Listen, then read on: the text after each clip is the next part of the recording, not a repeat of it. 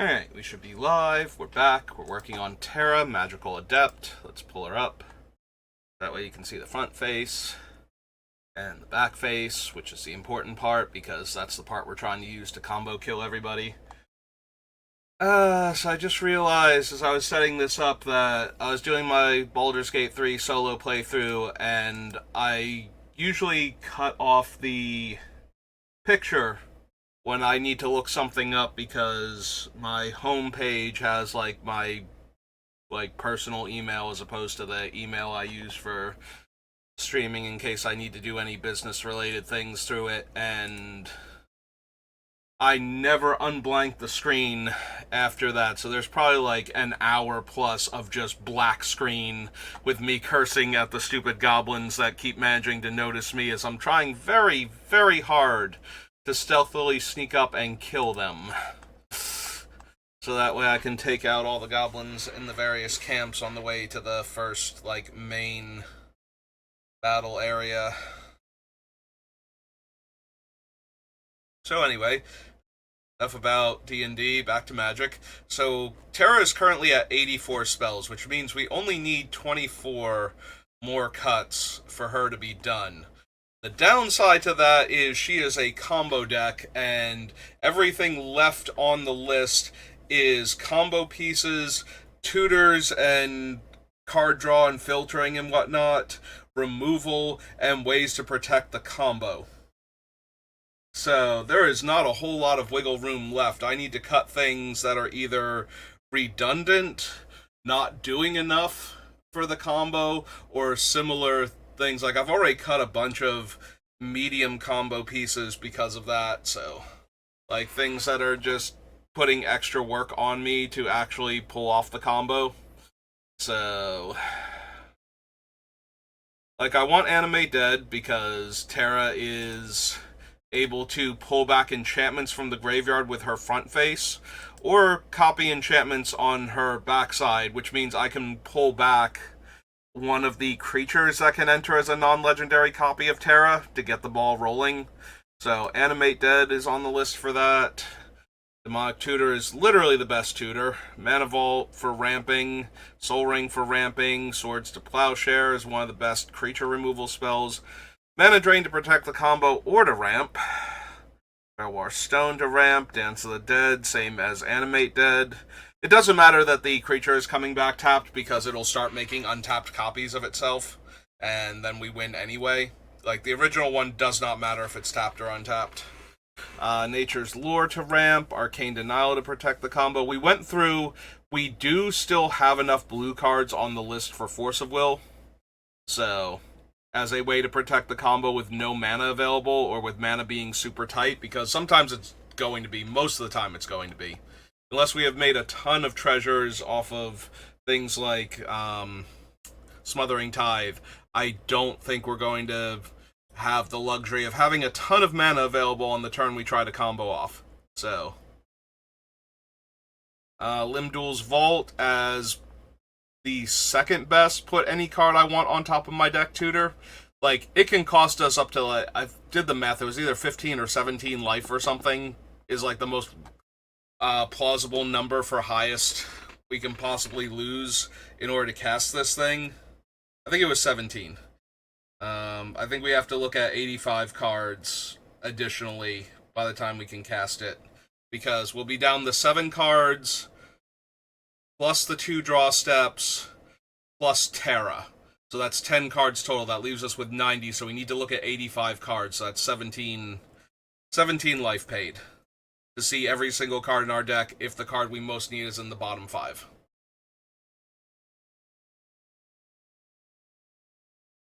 So, as a 2 mana, get any card from my deck.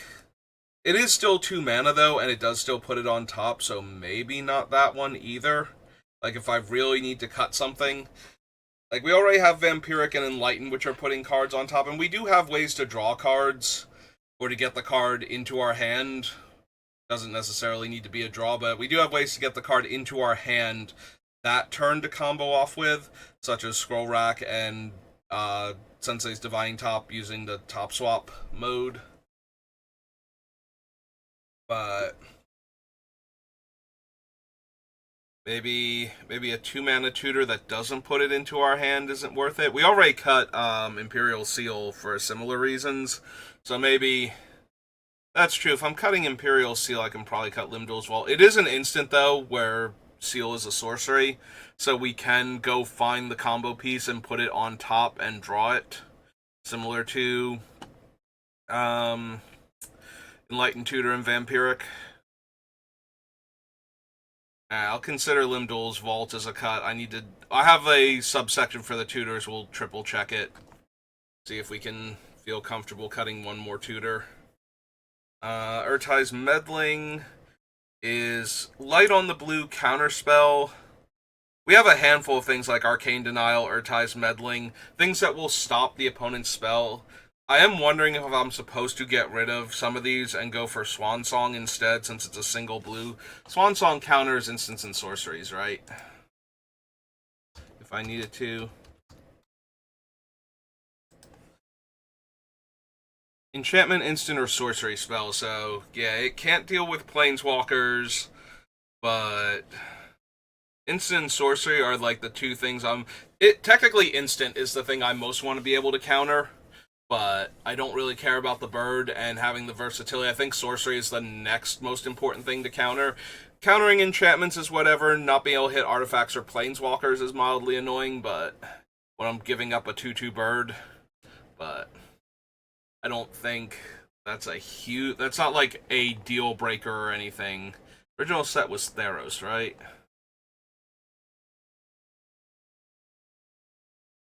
So maybe we look at the counter spells and we ditch like 2 of them for that. And just have one more. Like, I would rather have an Offer You Can't Refuse and Swan Song and be able to cast them on the turn that I'm trying to go off than have the 2-mana ones. But I still have the 2-mana ones that only cost a single blue over most of the double blue ones. Only Mana Drain makes the list, and only because it can help ramp me into some of my more powerful ramp spells, and then eventually the combo kill in a single turn, ideally. Carpet of Flowers. We just need one opponent playing blue that has lands that count as islands. It doesn't even matter if they're basics, they just need to have actual islands in play. And sometimes that's really easy, and sometimes that's incredibly hard. I have built decks that had no basic land types among their lands, or very few, before. And I didn't like them, which is why I build the way I do now, where it's all the basic land types and the fetches and whatnot. I think that just plays better a lot of the time.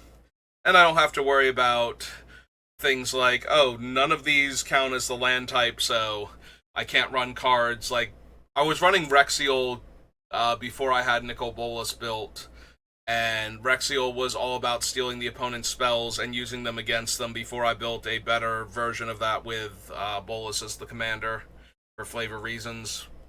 So because of that, Rexiel had... what's the thing actually called? Vedalken Shackles. And I was playing it, and I suddenly realized that I had, like, 10 blue-black lands that weren't islands in the deck, and I was just never able to activate Vedalken Shackles for more than, like, 2. It's like, okay, I have Watery Grave and whatever, Underground Sea, Watery Grave, and I forget if the cycling one... I don't think the cycling one was available. I forget if the like Sunken Hollow was available at the time. But yeah, it's like, and then I have like all of these blue-black lands like Creeping Tar Pit and whatnot that aren't letting me use Vedalken Shackles, and I don't have enough basic islands, or like I don't have a ton of basics in either islands or swamps, so that's why you see my mana base drift a lot more towards the land types and the fetch lands. Also, being able to fetch and use Sensei's Divining Top to smooth draws just plays a lot better, as far as I can tell, like, from my personal preference. Being able to know what's coming up and being able to change what's coming up frequently makes me feel like I have a lot more control over my draws for very little investment. And then, you know, you get, like, all of the combos with top and whatnot, so...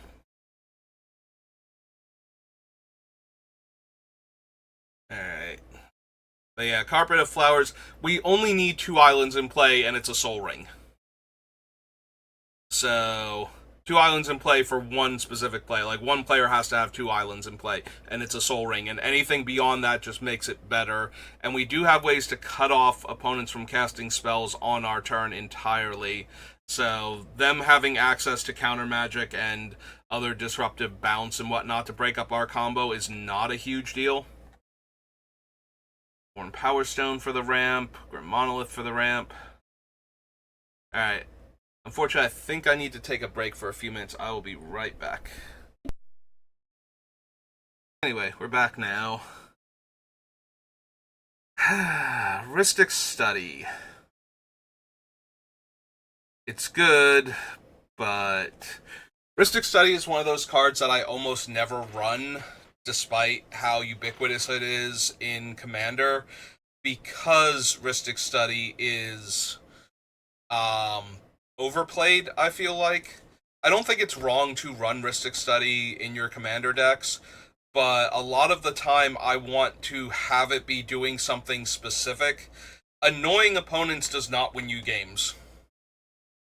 Like, if you are the one with the Rhystic Study out, all you're doing against competent players most of the time is annoying them. You very rarely get to draw cards, because it's very rarely correct to give your opponent a card. In games that are very long and drawn out and resource management heavy, giving your opponent a bunch of extra cards is usually worse than playing a little slower. Especially if everybody else is on board with that. And the player that's annoying them then usually tends to get taken apart because of that. Also, if there are multiple Rhystic Studies in play, then it's a question of which player they think is most likely to not be able to use it appropriately. Alright, close that stupid thing out. Okay. Might try and fix that later too, so if there's a weird jump cut while I'm talking about Rhystic Study, it's because my Norton was acting weird. Alright, so anyway. So yeah, I don't really care for Rhystic Study unless I have a plan, and usually that plan has to involve either taxing the opponent's mana in other ways, so that Rhystic Study is a lot more than just annoying. It's actually stopping them from doing anything, because if they're paying for that, then they're not paying for the other things.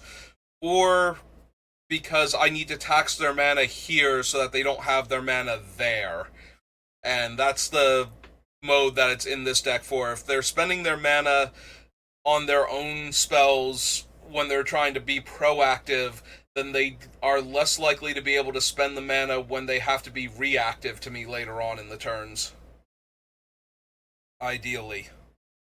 That's not always going to work out, but sometimes it'll work out, and sometimes I'll get to draw cards because of it. And when I have a lot of defensive cards that can protect my combos, being able to, and some of them are free, being able to draw a few extra cards when opponents are trying to stop me from going off with my combo can actually save the combo in the middle of it. So that's what's getting Rhystic Study onto the list in the first place, where I normally would not play it. That being said, it's not essential to the combo in any way, shape, or form, so it's probably just going to go. It also helps that I do have Smothering Tithe on the list, because the combo is so mana intensive. Taxing the opponent's and I wanted to be able to tax the opponent's resources so that they couldn't do as much to stop my combo. So if I had both going on at the same time, they are more likely to have paid on their turn to stop me from getting treasure, or they didn't pay, so I have more mana to work with, so that they can pay for their reactionary cards with Rhystic Study when they need to break up my combo. So either way, I'm getting something out of it that helps make it easier for the combo to go off. And if I cut the one, I'm probably not cutting the other yet, but it becomes a lot easier to cut it. Yeah, Rhystic Study is not a card that I'm a huge fan of. I know so many people swear by it, but all the times I've played against it, the only time I see it do like any serious work is when somebody's like, "No, no, I'm not going to pay the one. I'm going to let you draw like 15 cards and combo kill the entire table because I don't want to pay the one. I want to cast my spells and then not win the game." And it's just like, really? Okay, you do you and ruin this for everybody else then.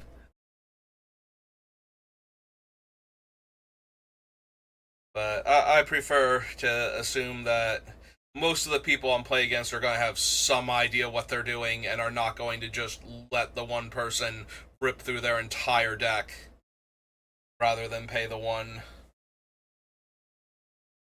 That has been my experience, is that most players pay the one and they're just annoyed by it, and all it's doing is annoying players. It's not actually winning the game.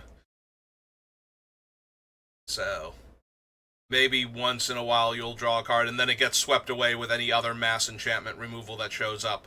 Like the aura shards that is like right below it. It's just like, yeah, I'm just gonna pop Rhystic Study because it's annoying me now.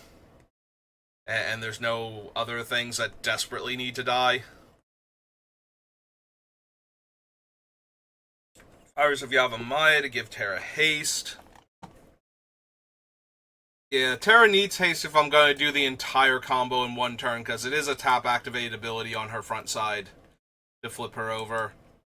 So, we do kind of need to give her haste. And there's only 2 cards in the deck that can do that, so sometimes we're just going to have to run Terra out on the first turn and then flip her and try and combo kill the second turn. The hardest thing was, what I was seriously considering, is having to try and combo kill with Terra all in one turn, or not all in one turn, without being able to do it all in one turn. So playing Terra out, having to wait the full turn cycle to flip her, and then have her just sit there on the board for a turn cycle. Like, that is probably the worst, and that is why a lot of these cards are in here, is to mitigate that. I never want to have to do that, if I can help it. That just gives the opponents way too much time, and once I played with the deck, and they know what it's actually trying to do, nobody is going to let her just sit on the board, flipped over, just because there's no super scary enchantment for me to copy yet.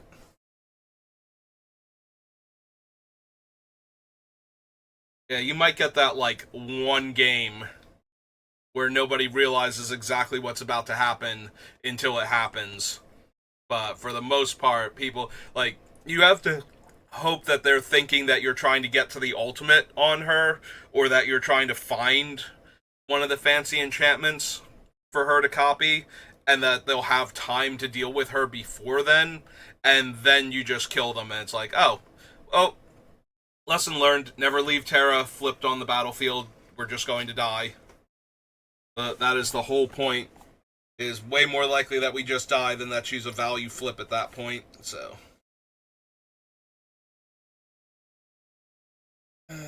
So yeah, that's Fires of Yavimaya in the deck. Eladmri's Call gets me one of the creatures that can clone Terra at instant speed. It gets me the card at instant speed. The creature might not be itself a bit able to be cast at instant speed, but, you know, details, we'll figure it out later on. Phyrexian Arena to draw an extra card every turn, and because it's an enchantment that Terra can get back. This is probably one of the worst of my card draw spells. I think I would rather lean on the tutors. The only downside is that the tutor can only ever be one card. So I have to get that one card each time. Like, I can't...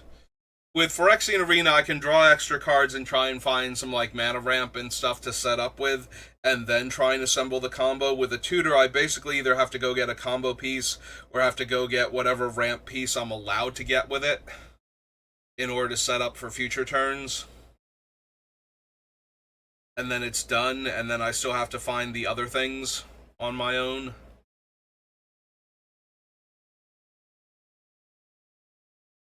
But I don't think Phyrexian Arena is quite good enough here.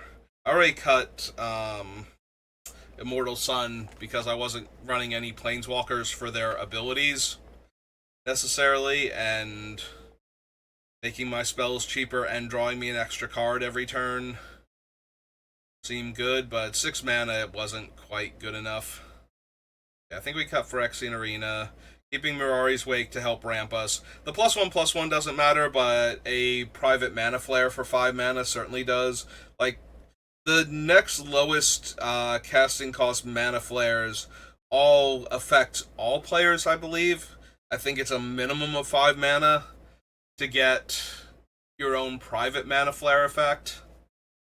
So Mirari's Wake being one of the cheapest ones that does that. The +1/+1 won't matter because we're going infinite, but it's also like there aren't any other significant bonuses at 5 mana anyway. Like, you need to get into like 6 mana and then it lets the artifacts tap for more mana and whatnot. Or you start drawing cards off of things like Zendikar Resurgent at 7. But you just don't get 4 mana or less mana flares that don't affect all players, so I don't need to give our opponents extra mana. Lightning Greaves. So Lightning Greaves works even though it gives hexproof because, or not hexproof, Shroud, because it falls off of Terra, she exiles and returns to the battlefield. So even if I did not have another creature in play, it would still knock the Greaves off of her.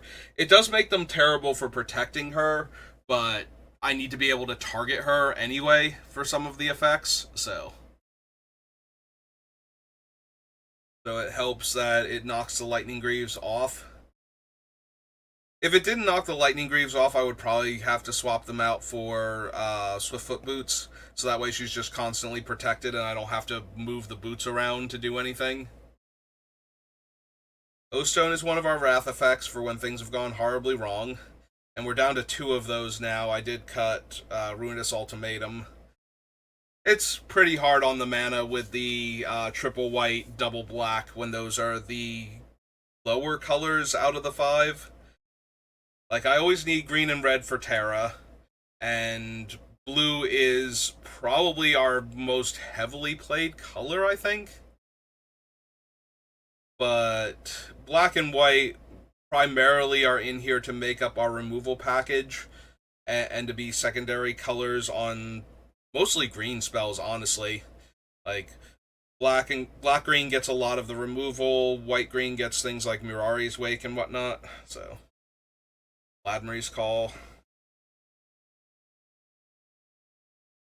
So yeah, I didn't want the triple white double black spell in the deck.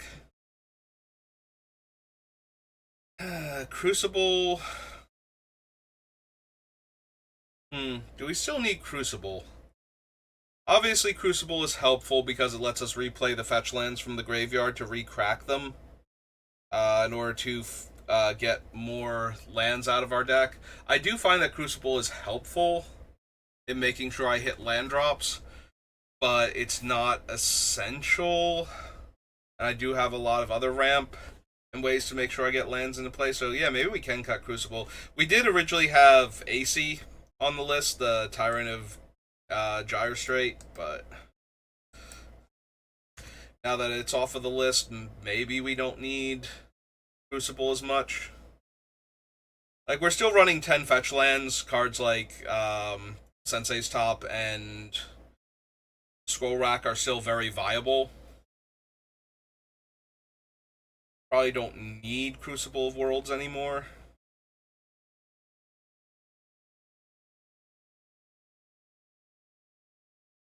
Keep the top.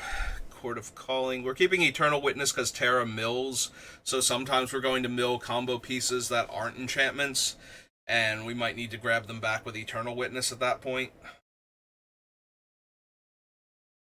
We have Eternal Witness and we have Replenish, and because I'm sometimes worried that we're not going to be able to get back combo pieces, although most of the combo pieces are either creatures or enchantments, so getting back the enchantments works, and some of the enchantments can get back the creatures, so it's mostly that I can't grab back things like the Paradox Flux, I think it is.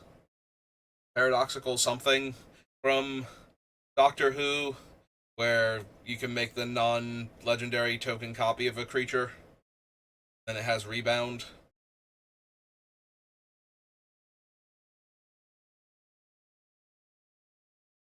But yeah, for the most part, by getting back enchantments, we can still technically get back creatures if we have the right enchantments.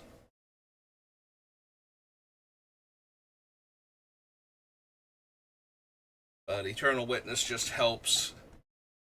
It's possible Eternal Witness should be regrowth. Like, shave a mana off.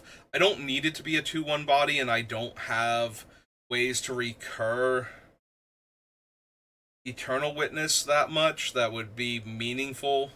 Like, I can't keep bouncing it or keep reanimating it without having to buy back the reanimation card each time.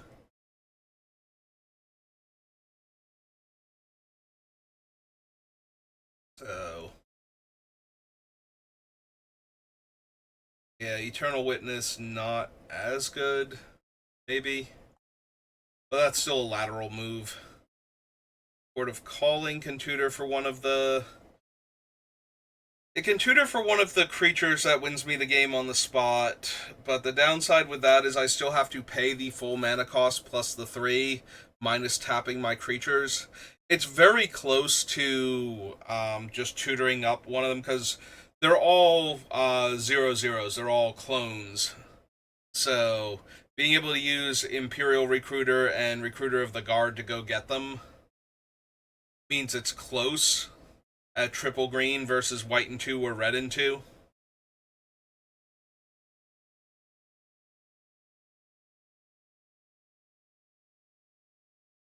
We do get to tap Terra potentially, though, to help pay for it if she's already flipped.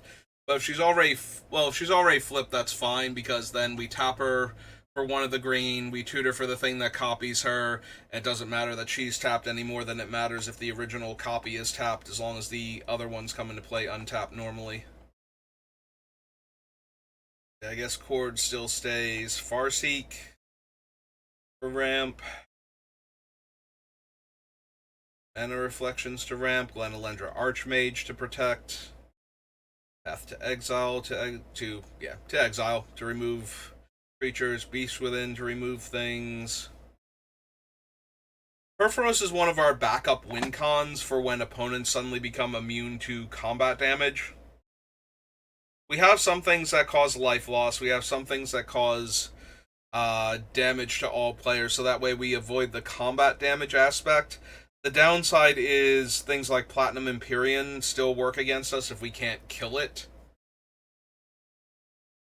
Or Teferi's Protection, where their life total just can't change. Like, we get around protection effects because we have untargeted life loss effects in the deck. But Perforos is one of the few untargeted damage effects we have. It also triggers off ETB as opposed to the things dying at end of turn, because all of the token copies made by Terra will get sacrificed during the end step, so...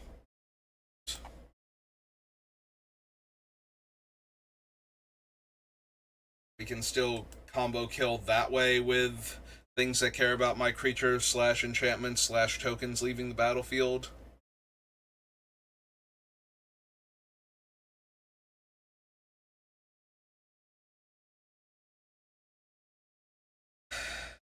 If we cut this, we have Nadir's Nightblade,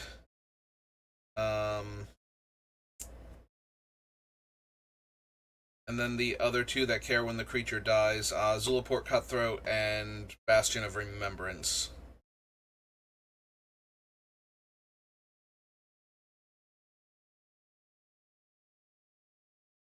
Perforos is nice because he's indestructible, so it's a little bit harder. It has to be something like Farewell that's getting rid of him. They can't just, disenchant him to get him off of the table. Now, granted, I run a whole lot of exile effects as my removal package in most of my decks because of that, but I also do run destroy effects because, things like Casualties of War are just incredibly powerful and versatile, so kind of hard for me to not run them. So him being indestructible is still relevant, but he's also a 4-drop. Of Erebos is our backup graveyard hate, because I need more than one. And I do still have a lot of enchantments in the deck. Zulaport Cutthroat is a backup win con.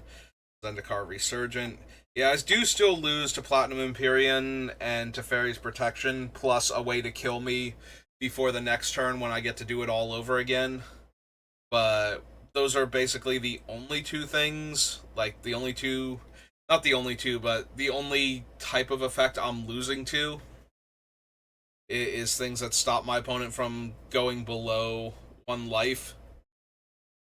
That I can't combo kill them that turn, and I can't attack them for damage in a way that's going to matter.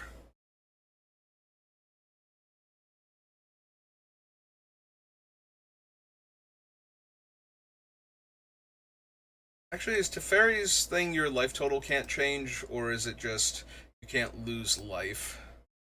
I don't run Teferi's Protection very often, but that's more of a... Like, I've started to. It's on a lot more of my deck list, but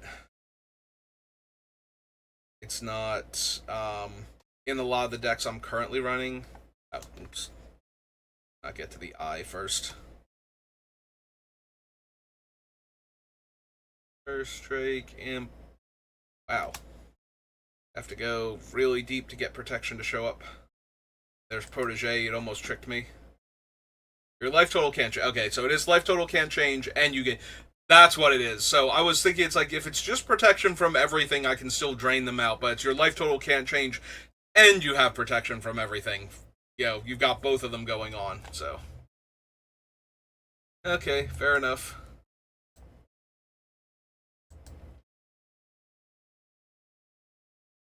Of Erebos, Zulaport Cutthroat, Zendikar Resurgent. Ramp. Disallow. So Disallow is the oddball counterspell in the deck. Disallow lets me stop most obnoxious infinite loop combos between being able to counter one of the spells that sets it up and being able to stop the trigger if the spell itself can't be countered for whatever reason. Like, literally because of Mistrise Village or Boseiju who shelters all or similar effects. So being able to disallow the trigger, I hate Thassa's Oracle. I really do in Commander. Like, when Thassa's Oracle is your backup combo kill win con and it just happens out of left field, it annoys me so much. So, I would like to disallow Thassa's Oracle in the only way that is legal. Like, I don't mind infinite combos. For some reason, the Thassa's Oracle one just feels so hard to interact with. It's why I run cards like Disallow specifically, so that way I can counter the Thassa's Oracle win the game trigger, and then have you deck out as a result. Like, things like that just make me feel better about Thassa's Oracle existing. It also stops like the more mundane infinite combos. But having something that stops the Thassa's Oracle if the Oracle itself can't be countered makes me feel a little bit safer and a little bit more like I had a chance to win that game.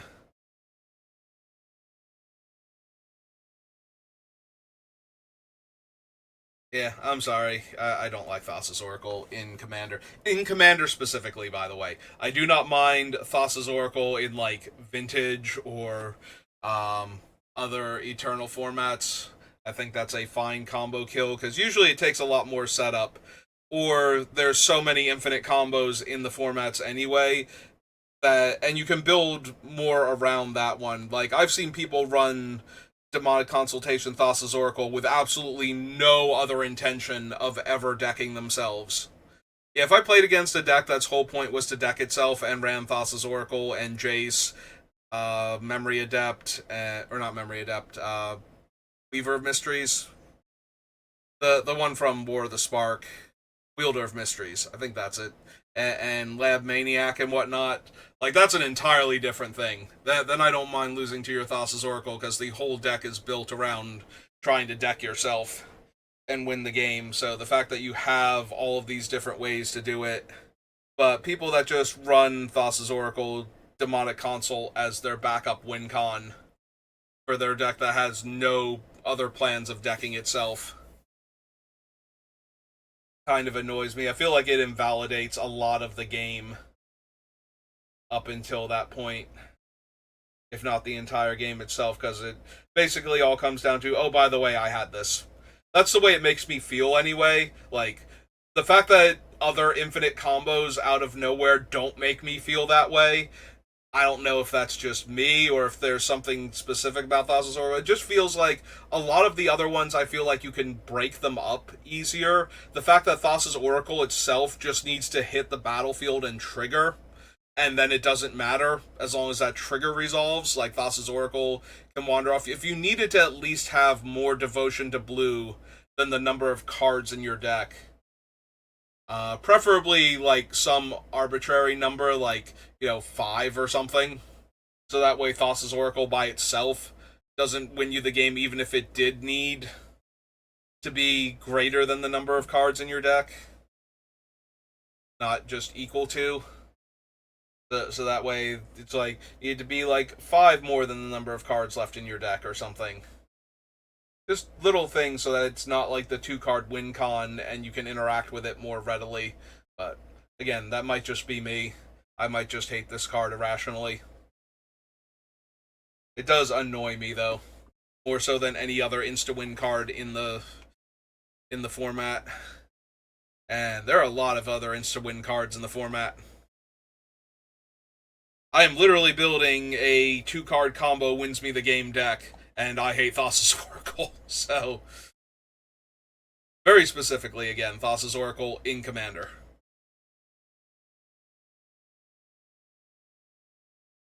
Helm of the Host lets us combo kill with Terra if we can flip her and attach it in the same turn. Provided we have one of the other things, because we can't attack with them, I don't think. Or no, it's beginning of combat, we can attack with them. Never mind. Helm of the Host does work, it's Delina, where I have to attack with her still. So Helm of the Host does win, Delina does not, unless I can do something else with them, which is, again, Perforos, and the ones when they leave the battlefield at the end of the turn can all still combo kill. Assassin's Trophy is removal, Smothering Tithe to help ramp my mana and or tie up our opponent's mana, Casualties of War, because I love this card, and I love having interaction for all the problematic card types, so Spark Double combo kill, Teferi to stop opponents from interacting, Wishclaw Talisman to tutor, Elspeth Conquers Death as a removal spell and a way to combo kill with Terra. If the creature that we need is in the graveyard, what we can do is have Terra copy Elspeth Conquers Death and advance it to Chapter 3, and then pull back the creature that can then become a non-legendary copy of Terra and set the whole combo off. In case you haven't been here for some of my other ones where I've explained that interaction. Bastion of Remembrance. Yeah. So if the thing is a saga, you can put up to 3 lore counters on it. So we just put 3 lore counters on Elspeth Conquers Death and get all 3 triggers for the copy of it, and then we get to pull back like Autumn Soldier or Spark Element, or not Spark Element, Spark Double. Bastion of Remembrance, we've already been over. Delina, again, we need one of the other pieces. Alright, Beathook Massacre is our other one besides Perforos, and is another way when our things die. Most of them are contingent on death, though, so that makes me not want to cut Perforos because of that. Because he's contingent on them entering, not dying, so it gives us a different angle of attack. Just in case somebody has something like a ley line, black ley line or something, to stop them from ever going to the graveyard. We do have Nadir's Nightblade, which doesn't care, it just cares that they left the battlefield. But there's only the one Nadir's Nightblade, the rest of them are all ETB. Well, Perforos is ETB, Nadir's Nightblade leaves the battlefield, and the other 3 are death. So, like, they specifically need to die in order to trigger.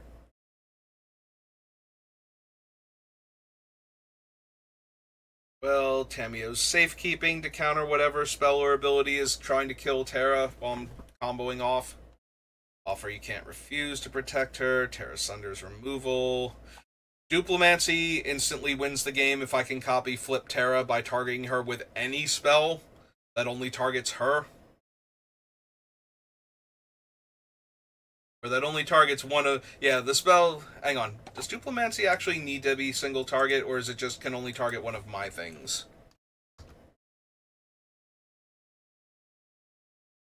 Suvin Duplimancy. Only a single artifactor. Okay, so it does... Yeah, I worded it slightly awkwardly here. But yeah, it has to have only one target, and that target has to be one of my creatures. Or artifacts in this case. But we target Terra, we make a non-legendary copy of her. It doesn't matter if we're killing her. Like, we can hit her with Beast Within or something and kill her, but the copy will still be her, and it'll be non-legendary, so it can immediately spiral from there.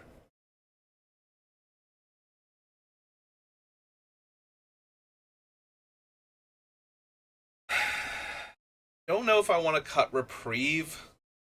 It stops spells that can't be countered is the biggest thing, but if they're cheap enough... But sometimes, in fact, most of the time, it's going to be really hard for them to not be countered again, because most of the things that make the spell unable to be countered have to tap. Unless the spell itself is uncounterable naturally, in which case, if it's cheap enough and uncounterable, I'm not going to be able to use Reprieve to stop it. But I can, at least make them tap more of their mana, and possibly stop it if I can find something else off the card draw from the Reprieve, but that seems unlikely. That's the last of my soda from lunch. Switch over to my water.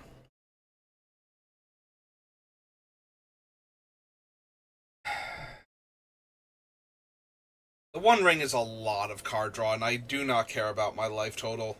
I just need to find the combo pieces and win the game.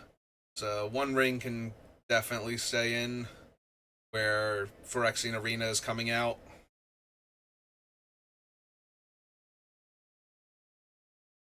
Apprentice's Folly, Three Blind Mice, and Yenna all let me combo kill. Three Blind Mice is weird because it's copying the Three Blind Mice instead of Terra, but because it's now a token itself and it can have the three counters... Wait, does that work with Terra? Hang on. We make the... Oh yeah, because... No, wait, hang on. It doesn't go infinite, does it? Because only the first copy enters with the counters on it. Then the new copies don't enter with the counters on it. Huh.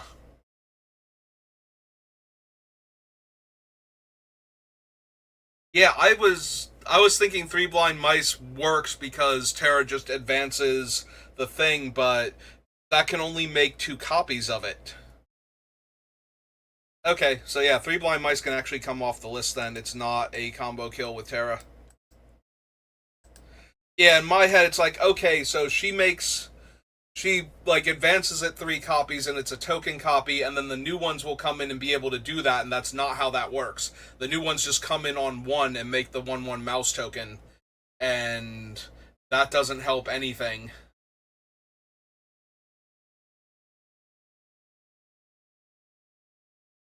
Like, it's infinite over time because you'll be able to keep making more copies of the saga, but it's not infinite, like, in the one turn cycle.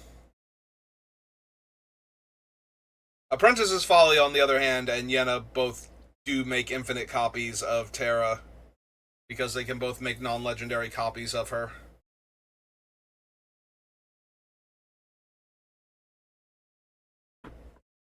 Alright.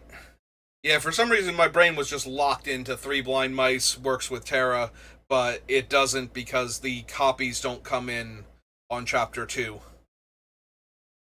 Or later. Balin gives us infinite mana and infinite card draw if we can make infinite tokens. So if we can't combo kill our opponent through damage, we can still use the infinite tokens to draw the rest of the deck in order to find the pieces that we need in order to win the game that turn, and generate the mana necessary to cast those spells on top of that. So yeah, Balin gets to stay because of that. Voice of Victory is stop our opponents from interacting. Terra is our commander. Recruiter we already went over. 3 visits for ramp. Tutor for Grim Tutor. Grand Abolisher to cut off our opponents from casting spells. Recruiter of the Guard to tutor. Tireless Provisioner is ramp, and I do have the fetch lands, but maybe we don't need him.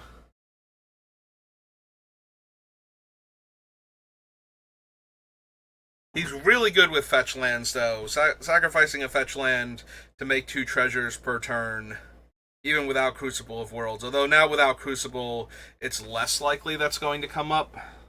So maybe we can get rid of Tireless Provisioner.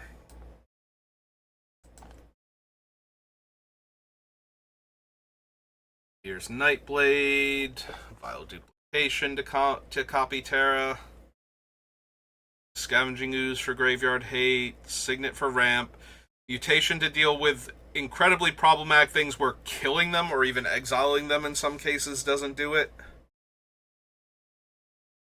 Windgrace's Judgment to remove a bunch of things. Same for Unexpected Absence. Or Unexplained Absence. Fierce Guardianship and Deflecting SWAT to protect the combo. Autumn Soldier. Quantum Misalignment. That's the rebound one that makes non-legendary token copies. Yeah, so that's everything on the list. Alright, let's get rid of Tireless Tracker from the ramp section. 3 Blind Mice from the WinCon section. And Crucible and Arena should not be down here. Alright. Well, it took us an hour almost, but we got 4 cards off the list. Oh my god.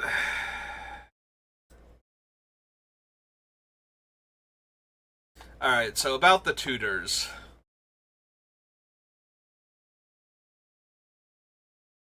If we got rid of Limdul's Vault, that leaves us with Demonic, Enlightened, Vampiric, Ladmery's Call, Court of Calling, Wishclaw Talisman, Recruiter, and Grim Tutor.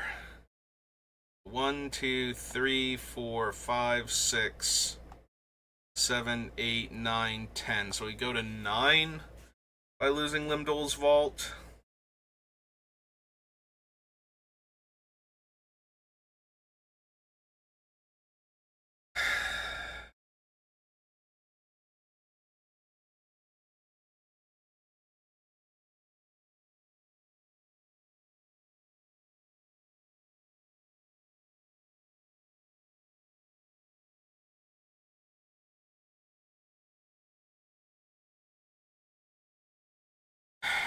Yeah. Yeah, I can see losing the Vault here.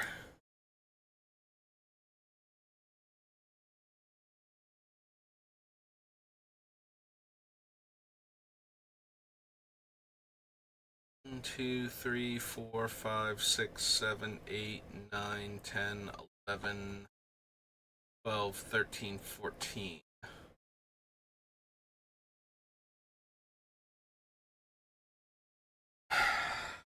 14 ramp spells. I probably need to get this closer to 10.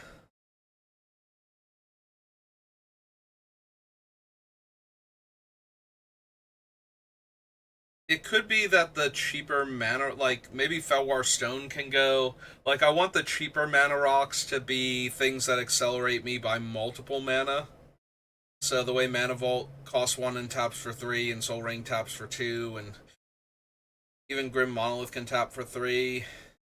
Like, maybe if we got rid of Felwar Stone. A little more hesitant to get rid of Felwar Stone, taking me from 3 to 5. But when I have cards like Mana Reflection on 6.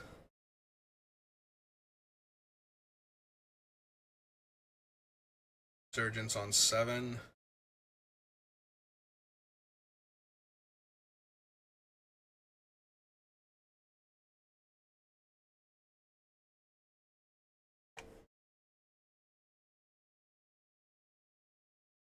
Slightly hesitant to get rid of Arcane Signet, but maybe that one can go too. Like, if the 2-mana ones are all land-based, to give me more ways to shuffle for things like top and scroll rack, or they ramp me by more than 1 mana. That would mean getting rid of Felwar Stone and Arcane Signet.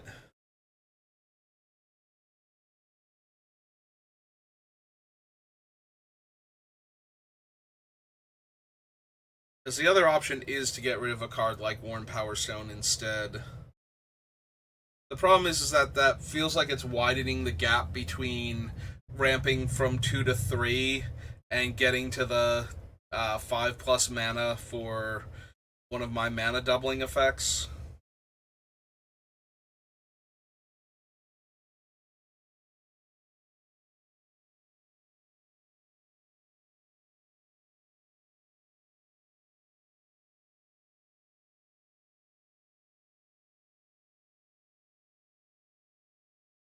I mean, we're at 80 cards. I still need 20 cuts, so some of this has to go.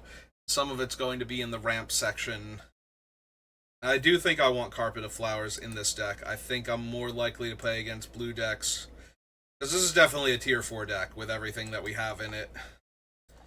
Pretty sure we have more than enough game changers, but also just the raw power and intent of the deck.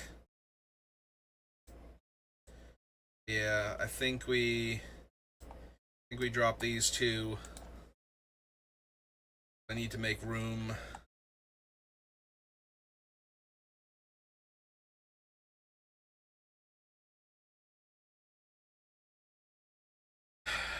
Lenalendra is 2 triggers, but it's also a 4-drop to cast and blue to leave up from that point forward.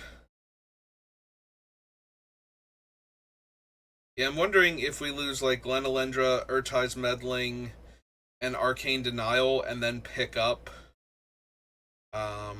Swan Song as another way to stop opponents from disrupting our combo.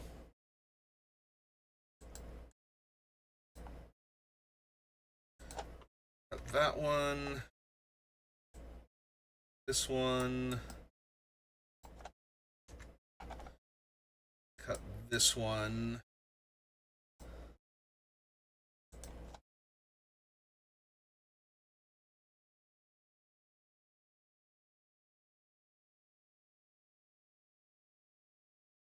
Do I cut Reprieve also? I might actually need to at this point.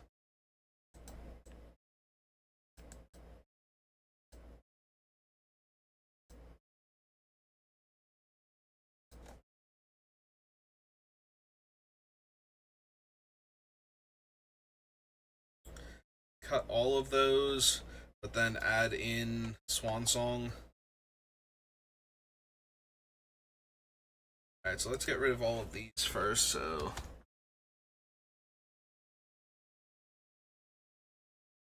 Rid of the Vault is 1.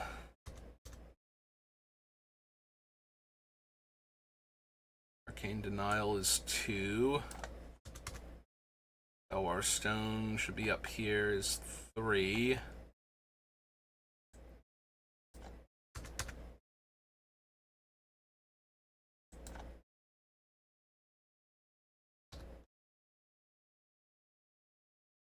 One is 4.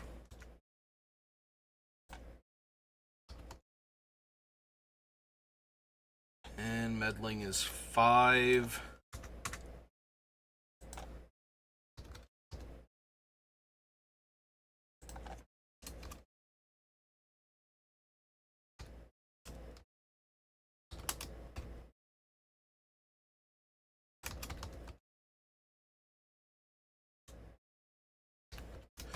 But now we only knock 4 off.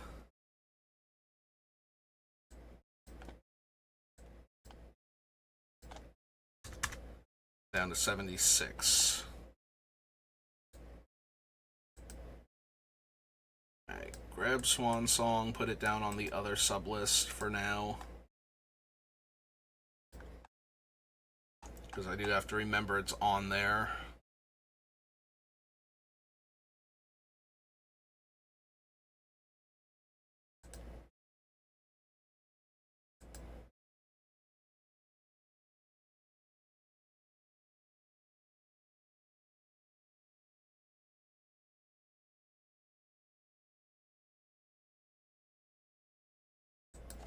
I think we still have enough blue.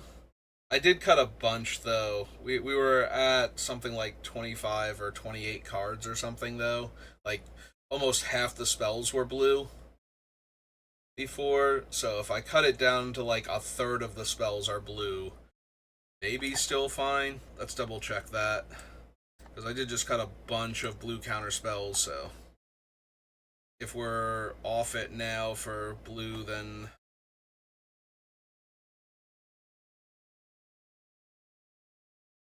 lose. Alright, mana drain's 1. Force of Will can't count itself. This will be other blue spells. Mystic Study still on the list is 2.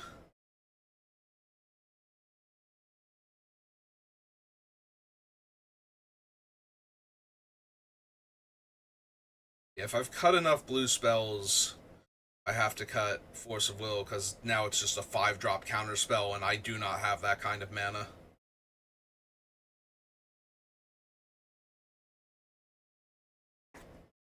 Swan Song is 3. Let's allow 4. 5. Time Raveler 6.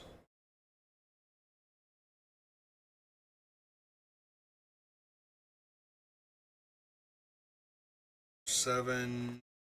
Let's see, 8.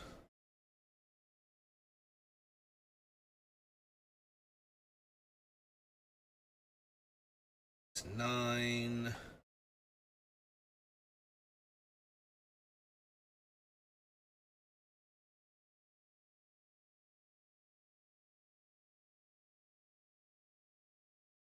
Yeah, it's not looking great for Force of Will. 9. 10 for Arenicus.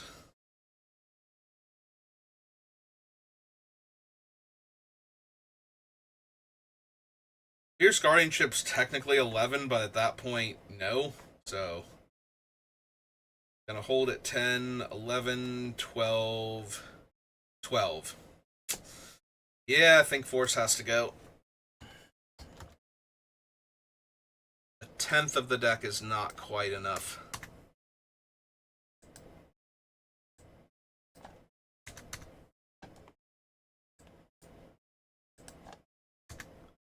Now down to 75.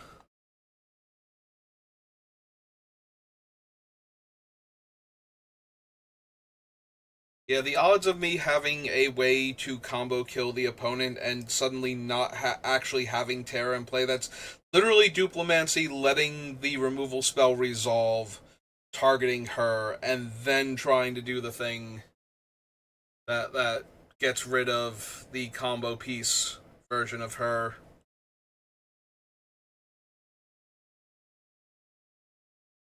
For Force of Will to suddenly be relevant over Fierce Guardianship.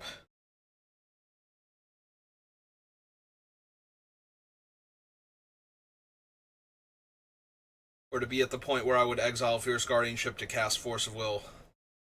It's probably more accurate. Or I need to counter a creature spell, obviously, in which case Fierce Guardianship doesn't do anything. But, flash creature that's going to break up my combo.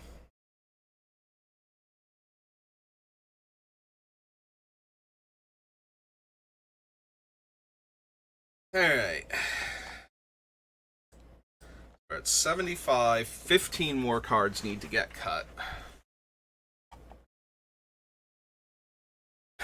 15 more cards. I'm already well past the hour mark, but I'm going to cut out like 5 minutes from before and possibly another minute or two if I remember to.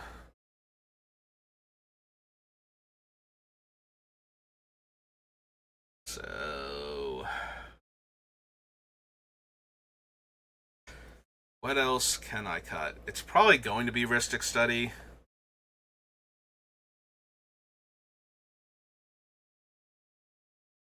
That doesn't surprise me at all.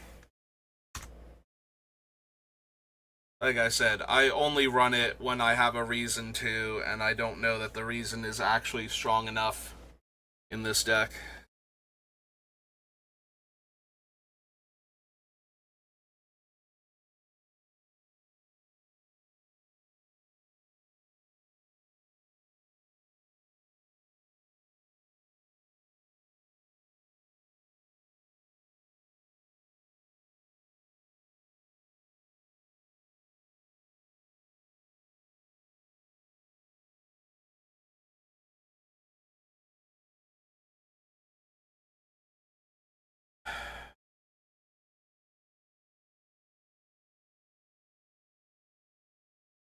Oh, it was Impact Tremors, by the way. Everybody who knew even kind of what I was talking about with Perforos knew it was Impact Tremors.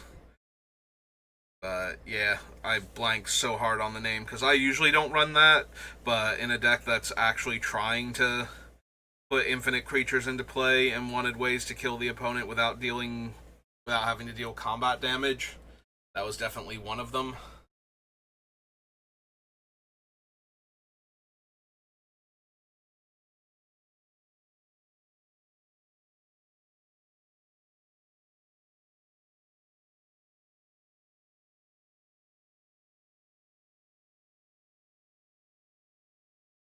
Yeah, I still want some way that kills them on ETB as opposed to them having to die.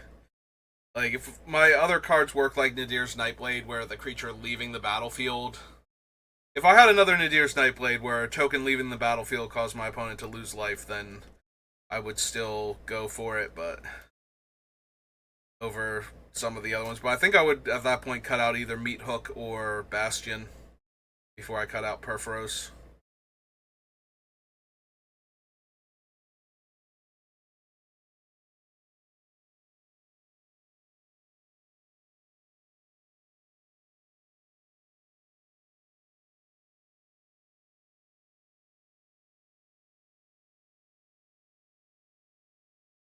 Erebos. Do still want that one. For overtime, and I don't feel like I accomplished much, but at the same time I did, man. I guess we got it down. If I take the Rhystic Study off, that is 10 cards. I still need 14, though, to finish Terra off, but maybe we can get that done tomorrow before I have to go to the pre-release, since I'm not doing a morning one anymore. Ever since end of last year, when the one place I was doing events at on Friday shut down. Yeah, they used to have an afternoon pre-release that like 4 or 5 people would show up for, besides me and my brother. So they'll get in a few games, but now not so much. All right, yeah, I think we call it there for right now. I'm probably just gonna be playing Baldur's Gate 3. Hopefully, I don't blank out the screen again and leave it blank for like 90% of the stream because I'm bad at streaming.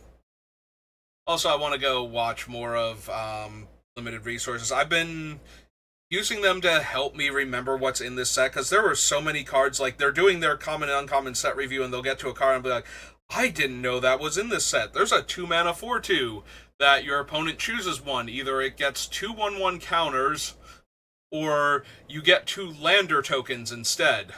And it's like, there's seriously a creature that's either a 2 mana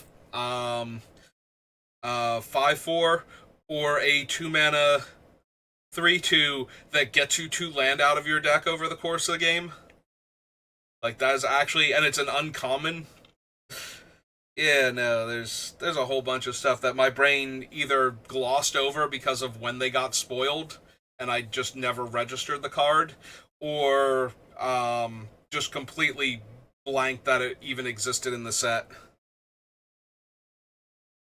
So I'm getting help from them. It does not help at all that a whole bunch of the Spider-Man cards got spoiled today, and another one of the Avatar cards while we're at it, because why not? Although that one doesn't seem to have been official. That one seems to have been, hey, they sent out some of the promo cards for one of the events early, and somebody posted the. I'm bad with Avatar stuff. It's the sister, the waterbender. She's an ally. She has one of the. Apparently, the ally mechanic from Zendikar is going to feature, when an ally comes into play, do the thing, and the Avatar people are all going to be allies. So, which I think the actual Avatar that we got spoiled was an ally on the front face, so that doesn't surprise. Like people were already speculating that, but yeah, it's just straight up. Um, the when an ally enters the battlefield, in her case, she copies triggers that happen because an ally entered the battlefield. So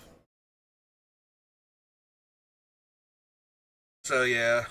So we got that. We got a whole bunch of Spider-Man cards because we got all of the things that are in the welcome decks and some of the other cards. Like literally, the new set isn't even out yet. But let's talk Spider-Man now. So yeah, that's not helping me remember cards from the upcoming set if I'm already getting hit with new cards that I can't remember all the different text on them.